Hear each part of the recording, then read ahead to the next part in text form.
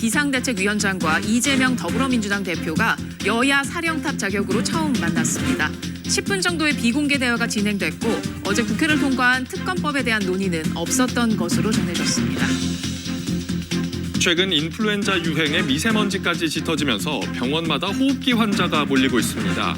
관련 의약품이 부족해질 조짐을 보이자 정부는 꼭 필요한 환자에게 우선 처방해달라고 의료계에 당부했습니다. 먹을거리 가격과 공공요금이 오르면서 올 한해 소비자 물가가 3.6% 뛴 것으로 집계됐습니다. 막혔던 홍해 항로 일부가 다시 열릴 조짐을 보이면서 국제유가는 3% 하락했습니다. 미군이 비밀 임무를 수행하는 무인 우주선을 7번째로 쏘아 올렸습니다. 중국에서는 샤오미가 전기차를 처음 공개하는 등 미국과 중국 사이의 첨단 기술 경쟁이 점점 더 치열해지고 있습니다.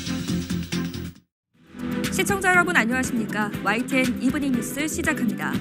이른바 쌍특검법 처리로 여야 대치가 격해진 가운데 한동훈 국민의힘 비상대책위원장이 이재명 민주당 대표를 예방했습니다.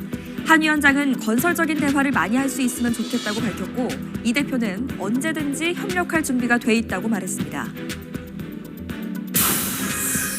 국민의힘에서 천하람 당협위원장과 이기인 경기도 의원이 이준석 전 대표와 함께하겠다며 탈당했습니다. 민주당에선 이석현 전 국회 부의장이 탈당해 이낙연 신당 합류를 선언했는데 총선 전 탈당 러쉬로 이어질지 관심입니다.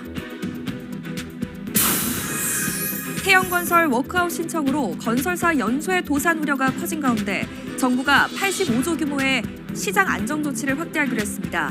또 협력업체를 지원하는 금융사에 대한 책임도 면제하기로 했습니다. 최근 3년 동안 국회의원들이 거래한 가상자산 규모가 600억 원이 넘는 것으로 나타났습니다.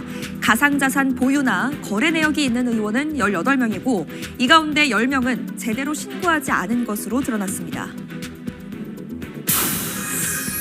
올해 물가 상승률이 3.6%로 2년 연속 3% 이상 오른 것으로 나타났습니다. 최근에는 농산물 가격이 급등했는데 특히 사과가 24% 넘게 올랐습니다. 올해를 보내고 새해를 맞이하는 해넘이와 해맞이 행사에 전국에서 117만 명이 모일 것으로 예상됐습니다.